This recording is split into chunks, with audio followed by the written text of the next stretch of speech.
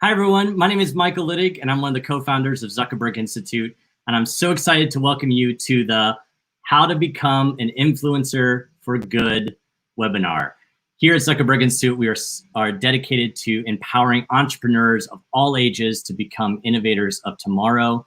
And we have a lot of exciting things planned for the next 30 minutes, including one of my favorite special guests ever. But most importantly, I'm going to hand it over to my fellow co-founder and lover of all things purple, Brian Patrick Murphy. Oh, happy Thursday night, Michael. I'm sure everybody that's out there, whether you're in our live Facebook group right now or whether you're watching on the Zuckerberg Institute website, I know you're excited because I know you know who our special guest is. And we're going to get there in just a second because she's ready and she's ready to get going. But we're so excited to be here. And as Michael just said, this is our third webinar in a row that we've had, maybe like the last month and a half for high school students. The first one, we talked all about college admissions and learning from a distance, which was just amazing. The second one we had a couple of weeks ago was all about the post-pandemic task force, which many of you that are participating in the webinar tonight are participating in that 3-week program that is sold out and starts on June 15th. And then tonight is a little bit of a tease as we discussed with our special guest tonight for our next amazing 3-week program called How to Become an Influencer for Good. And we are so excited by watching this tonight that you're going to have first opportunity to participate in that program. It's going to be another 3-week program of 6 classes beginning right after the 4th of July on July 6th from 1 o'clock to 2:30 on Mondays and Wednesdays until July 22nd. So again, you're going to have that opportunity to be the first ones to participate. And just maybe, if we can get our guest tonight really excited about the amazing people that are going to participate, maybe I can beg her to join us in teaching some of that class. So tonight's webinar is just a couple of little things. I'm going to introduce our guest. I'm going to have some amazing discussions with her really around 3 main topics when it comes to becoming an influencer for good. Then we're going to take a couple of questions from you there in the audience. So if you're in the live Facebook group, feel free to comment and ask questions as we go. And we're really excited to do this. So here we go. I cannot believe I have this amazing opportunity to welcome my friend. This is somebody I met a few years ago who has actually worked with Michael and I. Michael and I used to run a program where we worked with artists that were kind of trying to figure out the next step in their lives and in their careers. And this is one of the first people that we worked with and somebody I believed in from then. And I've got to watch her kind of from afar as she became a full-fledged Broadway star. And it's my friend, the one and only Erika Henningsen. Yay! Wow, what an intro. I mean, you're here. What an intro. Oh my gosh, what a lot to live up to. Hi, how are you? I'm so good, Erika, and I'm just so glad you're here. And I want to start by saying that, when Michael and I know I emailed this to you, or maybe I sent it to you in a text, but I said, when we talked about with Randy Zuckerberg about how to become an influencer for good, I have to give credit to Michael because he was like, man, who does great things is Erika Henningsen. She really influences people for good. Aww. And you were such a positive role model to students, to your elders like me. Only from learning from you. I was like, do they know how we met? That I was in your, I want to say leadership class. It was it was life coaching, really. Yeah. It was life coaching about 3.5 years ago now. And I'm not going to lie, my life pretty much did a massive 180 within 4 months of when we finished our sort of sessions together. A massive 180 for the better. It's a little eerie when you think about it. Well, we certainly appreciate you saying that, and we certainly don't deserve as much credit as you give us, but we will take it to heart because we love you, and you are such a genuine, kind person, and that's why it's important to be on here, because we're going to talk a lot about that. And I want to mention a few things that you've been involved with that have really inspired me and are going to inspire some of the younger folks on this call. I was really inspired, and of course I stalk you, as a lot of people that know me know. Of course I stalk all the amazing things you do. And this year you started a project called the African Library Project, where you collected like 1,100 books and shipped them to Africa. It was so fun. It was like the coolest thing it's truly one of my favorite things I've ever gotten to do because of Broadway. Broadway's one of the biggest reasons I got to do that. And I just loved it. It was awesome.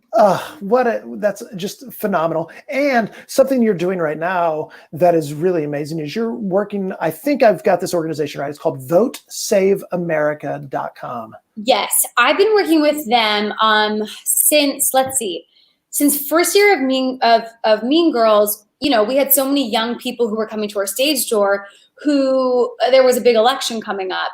And I just thought, I don't know if half these people who come who are of age actually know how to register for vote, because a lot of them were college students who were out of town. So they would have to register absentee. So I started working with Vote Save America then just to get people registered. And now in light of recent events, I'm obviously sort of choosing a partisan stance and working in tandem with them to, get the word out about November and sort of how we can take some steps forward. Hopefully. I love that. That is so inspiring. And I was talking to one of our young high school students today that's participating in one of our programs, how she is starting she's going to be a first-time voter, and she's finishing her junior in high school. And she's, really looking for ways to get young people involved. So this is amazing. I have so many things for you. Okay, so let's go into a couple topics I have for you tonight, because I really want to get your advice, and I want these students to hear it, coming from your mouth. I mean, listen, you were just the star of Mean Girls, the musical on Broadway. Oh my God.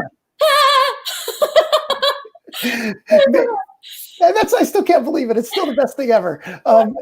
And the most deserving person ever. But the first place I want to start is this idea of influence, right? And now that you have this platform, I want to know, why is it important for you? Because you could be this, Broadway star or any kind of a star. And I know that's probably hard for you to hear as a very humble person, but you do have a platform. So why does it matter to you? Why is it important for you to use that influence for good?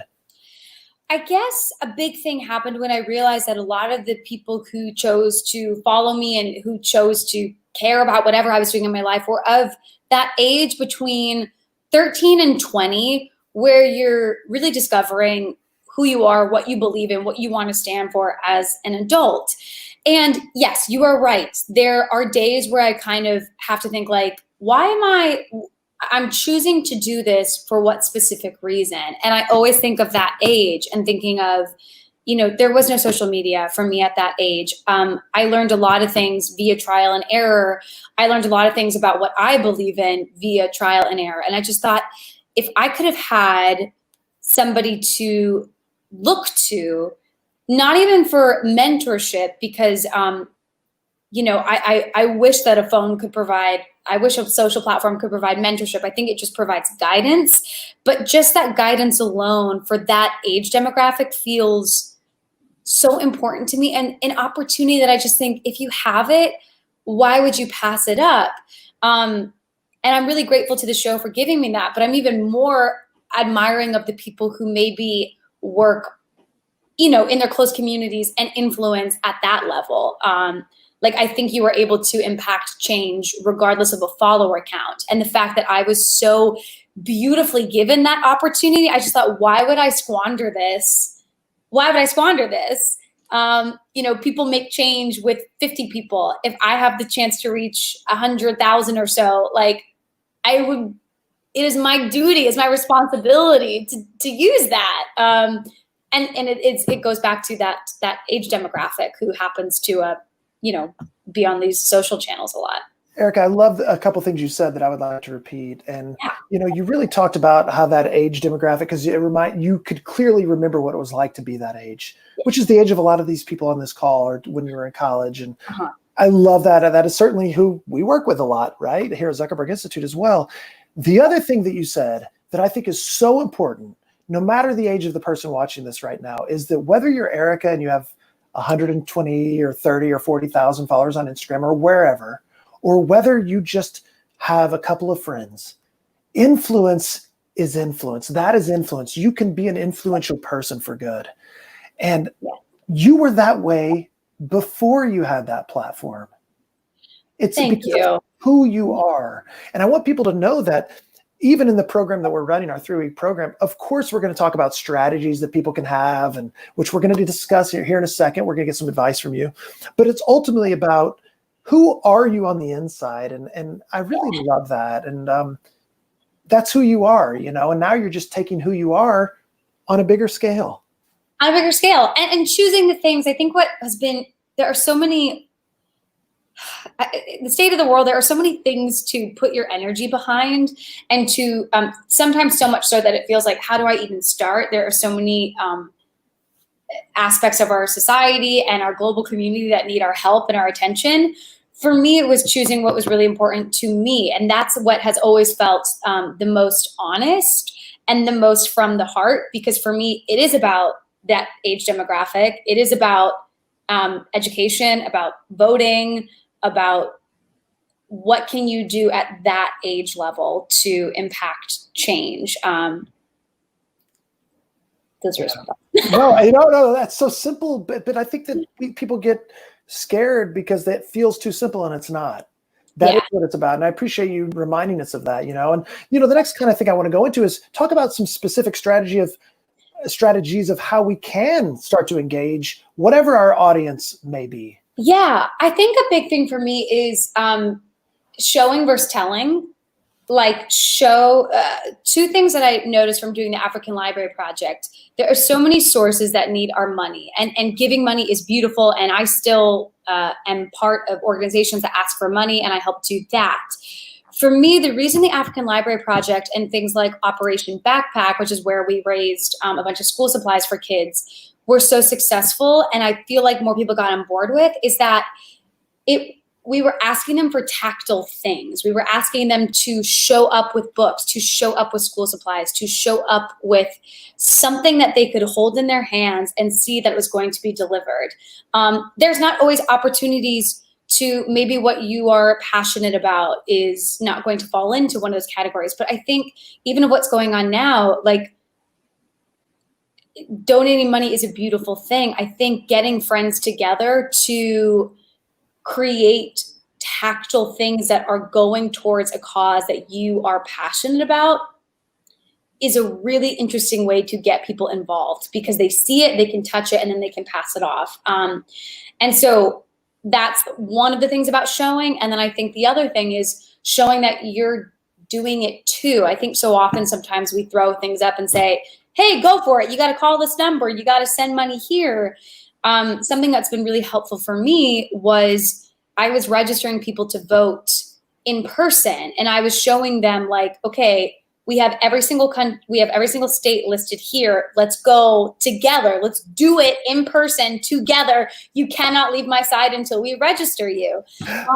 Granted, there's probably more efficient ways to do that, but for me, I just thought, if I can show somebody how easy it is, maybe that person can show 5 other people how easy it is. So that's been something, the element of show, which is not performance, but the element of showing how simple it is to get involved. If you are calling your reps right now, of showing your conversation to your family, just being like, sit across the table from me. I'm going to call. You're going to see how easy it is. You're going to call right after me. Maybe it's the actor in me, but I learn by seeing. I really learn by seeing. I learn by hearing. I don't learn so much from reading text. So it really helps to, in my opinion, what's been so helpful for me is to give people tactile tactile causes, something that they can raise awareness for that is in their hands, not just send money somewhere. And then if you're doing something like voter registration or women's rights or anything that you can walk people through that process, I think it's a really great way to get people involved and to show them that, like, it doesn't take much. It really takes just your dedication and maybe a little bit of a nudge from somebody who is showing you the ropes. I am obsessed with that answer. That is that is so specific. And of course, from knowing me, my biggest value on earth is the idea of is leadership, is the value of leadership and being a leader. And when you say those things, that's what keeps coming to my mind is leadership. And that's what you're doing, is you're saying, as a leader, I believe, my belief system, and I know this is one you share as well, is that you have to be willing to do it with somebody, to lead them alongside them. Yes, you got to lead by example. Yeah. And you have to be able to be ready to go into that with them. And I think that that's so beautiful that that's what you're talking about. Of course, that's the way it is. And it reminded me, you told the story of being with your family in a room, getting on calls. And I tell people all the time, like, start there in these big issues in the world. Like, are you going into your kitchen and talking to your parents and talking to your brothers and sisters? That's where the conversation starts. That's where it starts. It's so funny. You were right before we got on this call, I called my sister and I was like, what are you doing right now? And she held up, a book that I know that she would never have been reading if it wasn't for us saying, like, hey, you should read this, or let's read it together. Let's start a book club. Let's start something that holds us accountable. And I think that it's so easy, especially at any age. It's easy for me now to get so overwhelmed and to think I am only a singular person. How can I possibly enact any type of change? But change happens at the kitchen table sometimes. It happens in the conversations that you have with your friends late at night, sitting on your couch. Like, it doesn't have to be loud or on this thing for all to see to be impactful. I really do believe that. And I think if you can start influencing there, you can carry it so much more easily when you share it with the general public. And again, what I want to say about you is what I want everybody to hear is that these things, like, yes, while Erika has learned them over the years, it was also because of who she is as being a good human being, that she was using influence with her friend groups, with the people that she was around, by being a great person. And then we all knew, of course, I knew she was going to be a big star. I promise that's true. I told her that. I didn't know. That's the thing. I was like, I'm so grateful to you. Sometimes it takes a mirror being held up to your face. Of course. But like, then when you got the platform, you kept doing it just on a bigger scale, but you kept doing these same things. You kept leading by example. And, you would get random texts from Michael and I would say, be the leader, keep being a leader, keep being a leader. And that was the encouragement, because that's who you are. So I just love you so much. Okay. I miss you both very much. So the third thing that just truly is what you're speaking to, right? And I know, a lot of us that come from artistic backgrounds are very kind of familiar with this kind of language and this kind of talk, but this is really what influence is about. And I want to have a quick, get some advice from you, or a quick discussion around what is, to have influence, you have to find what is authentic to you and to use your authentic voice. So why don't you tell us a little bit about, how do you find it? How do you use it? What is the authentic voice? Yeah, it's been a really interesting tightrope to walk, especially in light of what's happening currently, because, for example, the conversation of racism is something those are not conversations that I had in my childhood growing up at all.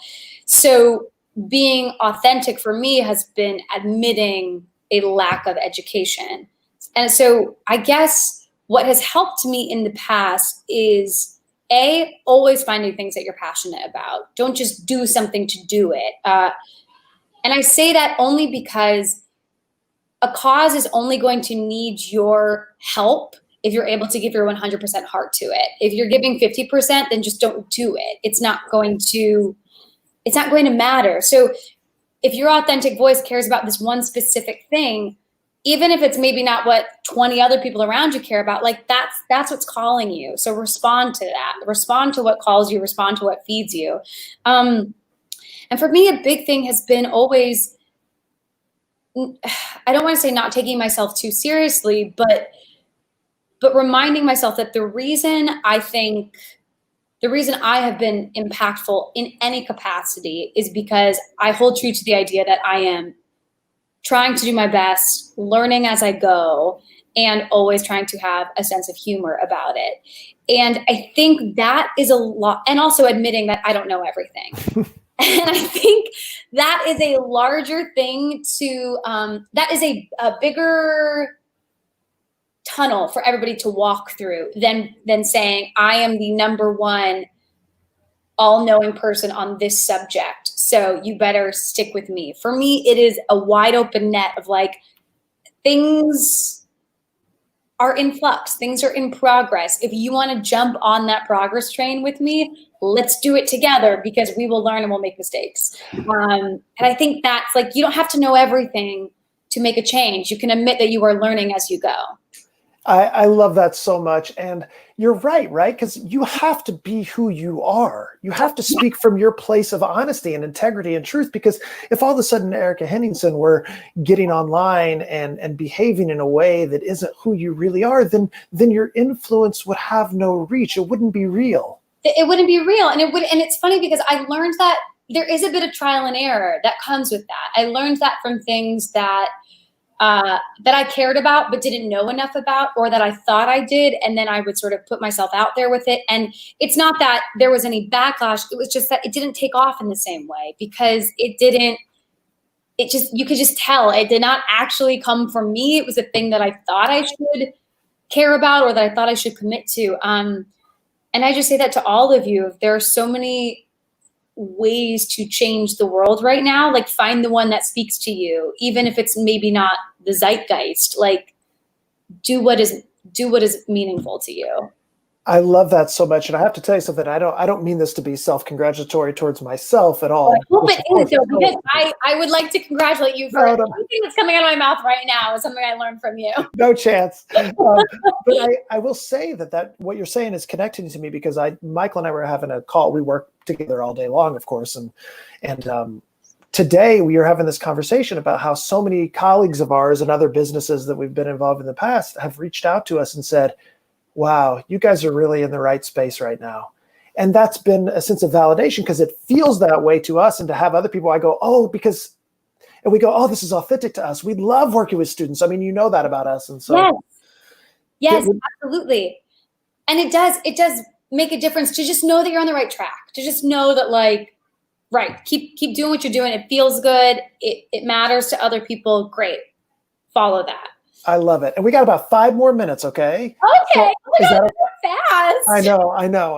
It's so many things. But I have a couple of very direct questions for you that I'm surprising you with before some questions from the audience that I have. Okay. So number one, I want to know, who inspires you? Who's somebody in your life that you look to maybe on a daily basis, or? Yeah.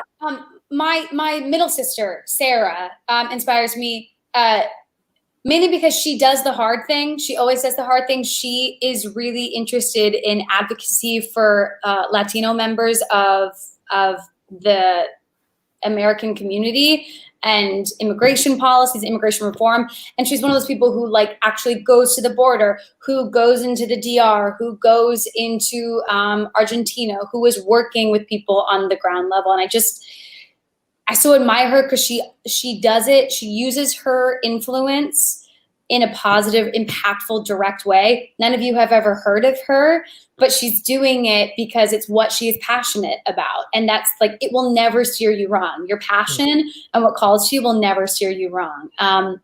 So I really admire her, because she also doesn't take shortcuts. She always does the hard work. She is okay, I have to share, Brian, that you are the reason Beat a Buffalo is a thing at all, which I feel like I need to send you 10% of any Mean Girls income, because these girls, Brian shared a story with me that cattle, when the rains come in the Pacific Northwest, around Colorado area.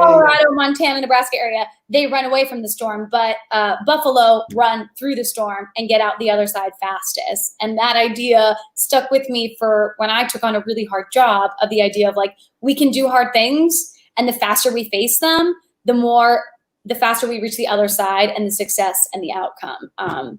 So, I mean, You are a beautiful buffalo. You are an inspiration because you taught me that. And my sister, I think, embodies that because she always does the hard thing and just doesn't even stop to think about it. She's like, I got to do it, so I'm going to do it. And I know you had that poster in your dressing room, right? A buffalo poster? I have a buffalo poster. I have a whole painting. I have girls coming up to the stage door showing me tattoos that they have of Be the Buffalo. Like it really took off in a beautiful way. Oh, I love that. One more thing. Okay. When you're online, sure, and let's say that like, so one of the reasons we wanted to start this program, and again, I promise we're almost done. Okay. Oh my gosh. I'm so excited. This is so short and sweet. It's beautiful. By the way, Erika teaches so many different places all the time. Like, just follow her. I know we put up her Instagram handle. So like, she's always teaching something somewhere. So there she is. Look at Michael. Michael's on the back end. He's like, I could do that. But if you ever, there's a million ways to work with Erika, and just stalk her, you'll find them. Or beg us to beg her, and we'll make it happen on this side too. But one of the reasons why we want to do this is because in a scientific poll, I don't know if you know this is absolutely true, that 78% of high schoolers said that they wanted to be, quote, social media influencers. And, that's a thing, right? And I get it. I really get it. I really get it. And so it's okay. And I don't want to talk down to that because that's a real thing. It's the world, yeah. So for you, I look to you, and a lot of us on this call look to you as somebody that's influences for good. Who's somebody that you look to that's maybe what you would deem a level higher than you, or kind of somebody you aspire to that you feel influences for good? Yeah. Olivia Wilde is somebody who I just love. She advocates for so many women's rights organizations. She's one of the first female directors to have been nominated for directing, and not one of the first, but one of the most recent. I also love Britt Marling, who created that show, The OA. I love, she was somebody so interesting to me because she had no background in writing or screenwriting or script writing, and just decided she wanted to do it. And the first step was not, how do I get followers? How do I get attention? The first step was work. And she talks about how she went to the library for 7 hours a day, living in LA off of $50 a day. No, way less than that, $20 a day. And she would read about script writing and screenwriting and read about how the industry worked. And she and Olivia Wilde, who started as an actor and who thought, I'm tired of being told what to do. I want to be the person who is leading the charge and who is creating an inclusive environment. They didn't cut corners. They worked really hard to get where they were. And they did that not by, not maybe by some maybe some renown, but for the most part, just doing the work and doing the research and doing the education. So I love those women, and I still think that they use their platform for good, and they are always educating. And from what I can tell, I learned so much from reading what they post or reading what they share of how I can be involved at my level, and then how somebody can be involved at any level.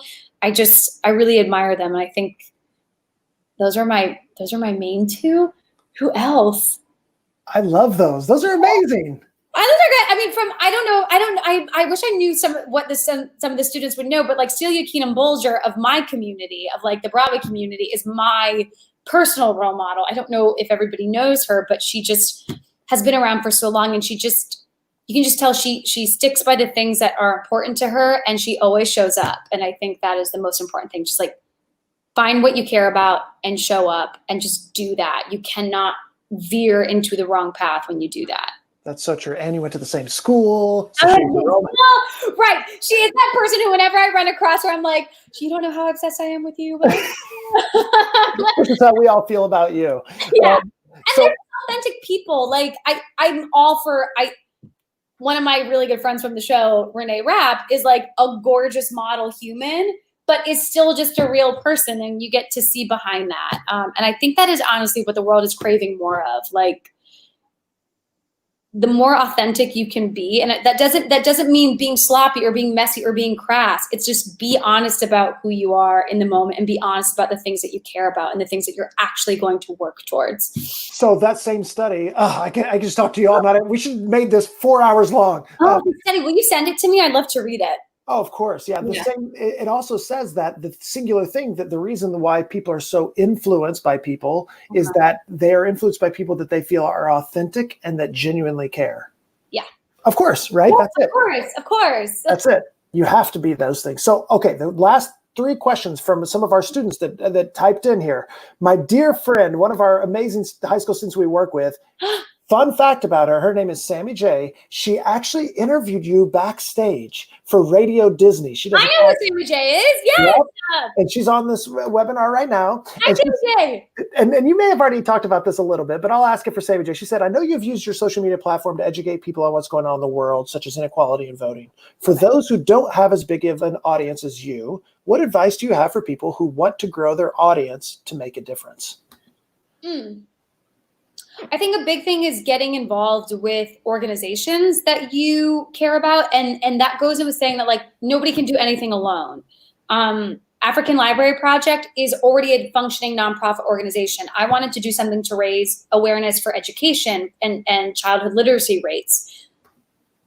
I was probably not going to be that successful doing that on my own. So I linked up with an organization that already had the resources and the foundation to do so. I wanted to register kids to vote. I can do that. I have a laptop. I know how to do that. Vote Save America makes it far easier. So I think a really big thing is if you want to grow your followers or you want to grow your engagement and your influence, is accept the fact that nobody does anything alone, and to find an organization that you are passionate about and to reach out and say, how can I get involved? Is, I think, one of the most effective ways and perhaps one of the fastest ways. And then from there, if that's not a match, great, you learn something and you move on to something else that you're passionate about. But I really do believe that these nonprofit orgs that we all know and that have the money and the resources to get the message out there, I think that's always going to be one of the strongest things somebody can do. Does that make sense? It makes 100% sense, because it could be, I think what I'm hearing, if I could repeat this, is to link up with people that have the infrastructure in place. Yes. Because it's too overwhelming to do it on yourself. And you shouldn't, it's impossible to do alone. But combined, you can really make great things happen.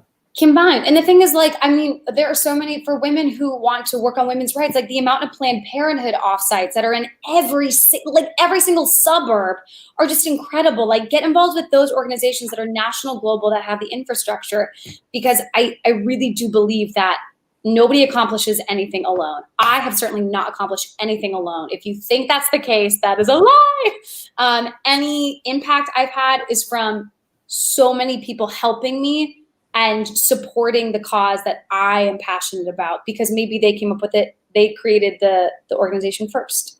You're amazing. Okay. I'm really excited about this next one. Talking about students of ours and people that want to do cool things. This is a little bit of a veer into your career, but one of our dear students is a great young man named Jordan Amir, who's a music director and plays a bunch of instruments. And he's trying to put together an online benefit concert for high school kids. And his question is, what would be a compelling reason for actors to join an online benefit concert specifically related to Broadway that's being led by high school students that don't happen to have a big name?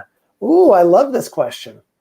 That's being led by high school students that join. What would be a compelling reason to get us involved? I mean, I'm always one for collaboration breeds inspiration. So I don't know, would it be cool to do a series of duets with the high schoolers and the Broadway star? Because I think Broadway artists, if it was for a great cause, I think you could reach out to people and you might reel some people in, because we're all at home anyway. But for us, I know for me, I like to see the people who this might be benefiting. I like to, for example, Taylor Louderman, who was our original Regina, she did a songwriting contest, and the kids, we sang the songs that the kids submitted. But what was cool is that we actually got to meet them and hear the inspiration behind the song. And it just made it felt less about I'm going to sing a song that's going to be recorded, and more about I'm meeting the person who wants this story and this song and this music shared. And now I have a reason to do it. So if I can urge you to find a way to involve the high school students as opposed to just making it a Broadway night, which there are already so many of anyway, I think that will make it stand out because it's a coalition of high school artists and professional artists working together for the same cause. I hope I would be into that. So you have me. Oh, I can rally my friends.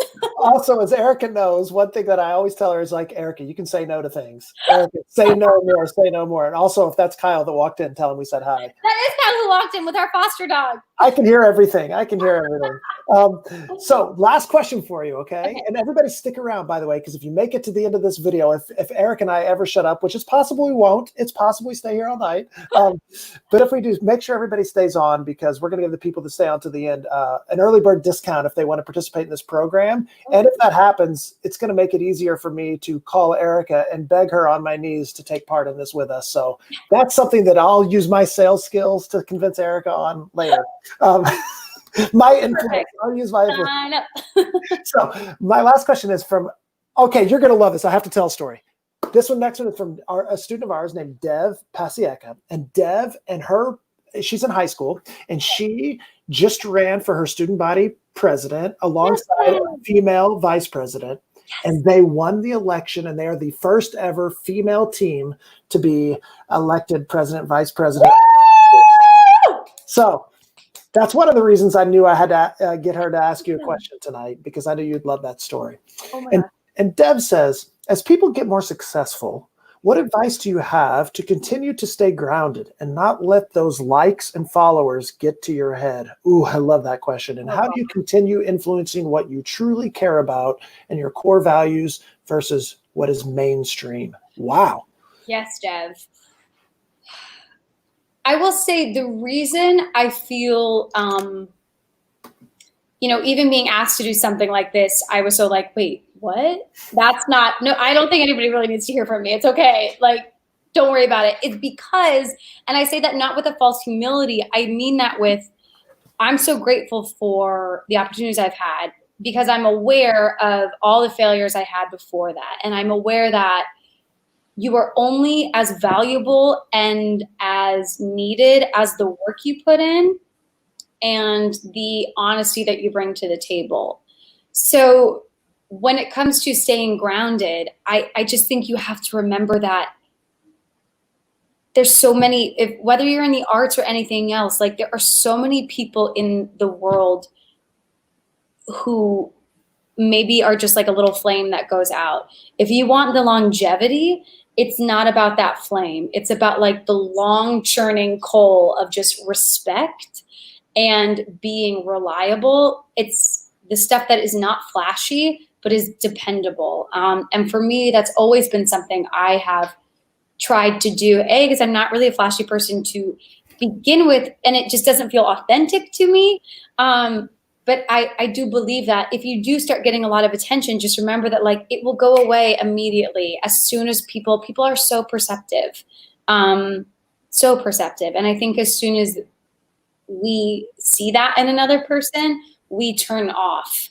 And I know that from experience. I know that from watching friends go through it and maybe having a full circle. But I urge you to stay, not the humble kind of like, oh, I don't deserve this. Because if you have gotten something that you worked hard for, you so deserve it. And you should own that and you should love it. And you should be grateful for it. And just remember that to get that next thing, you have to work twice as hard to prove that you still deserve to be there. I don't think it gets easier. Does that make sense? Oh, as a friend of mine taught me millions of years ago, some of you may know Titus Burgess, and Titus and I used to spend a lot of time. He used to say, I overstand you. He said, I don't understand you. I overstand you. I overstand you. I understand you. Well, Erika Henningsen, you are an inspiration. I loved getting to this. Thank you for having me. I'll have you another time. There's no doubt in my life. We will get you involved and keep doing what you're doing. You have the same heart and the same passion and the same authenticity that you had the day that I met you. And I promise on my life, I knew you were special that day because of the person you are. And I had no idea at that day when I met you how great of a singer, actor, dancer you were. Oh, so remember that day? That was so crazy. That was like 4 years ago. Yeah. And here you are. Here you are. So thank you for joining us tonight. And I hope that everybody that's been here has enjoyed this. And I will definitely be catching up with you. And Michael and I are grateful for you. Randy Zuckerberg is grateful for you. The whole team, we love you. And we'll be following you and watching all the amazing work that you're doing to influence for good. Thank you to Erika Henningsen for being here. We love you so much. And you're going to see Michael's going to pop back in the room real quick and help us sign off. So thank you, Erika, from the bottom of my heart. I love you dearly and I support you. Thank you. Thanks for having me. You're welcome. Oh, my friends. Whoa. Erika Henningsen. Wow. Obsessed, right? Obsessed. So there's two things I learned from listening. Three. One is that I deeply love Erika Henningsen. Number two, think globally, act locally. And the last one, number three, the most important thing, you can't do these things alone. So speaking about doing it alone, Brian. Yeah. Talk to me about this program. What's going on? Yeah, so it's going to be amazing, right? It's all about how to become an influencer for good. It's going to start July 6th and run through July 22nd. It's 2 classes a week on Mondays and Wednesdays from 1 o'clock to 2:30 p.m. We have no doubt that we're going to get Erika involved, and she hasn't been able to officially, her schedule's crazy, as you can imagine. She said she's texting us right now. She's like, oh my gosh, she's going to a Before the Vote Save America online training session. So she is living by her values. She's about to go to a training session to figure out how to help more people, which I just love so much. So, but we're going to get her involved. We have some other amazing people getting involved with this program. So take a look at it. We have a discount code popping up on the stream for you any second. Thanks for sticking on with us late. To save $100 on this program by being on this call, you can put in the discount code INFLUENCE100, which is just awesome. And again, thank you. We know we told you it'd be 30 minutes and it went 47 minutes. But when you have Erika Henningsen and she wants to keep going, you just keep going because she's the best. So Michael, thanks for being here and being the behind the scenes magic maker. Always. We'll see you soon, friends. Have a wonderful, wonderful day.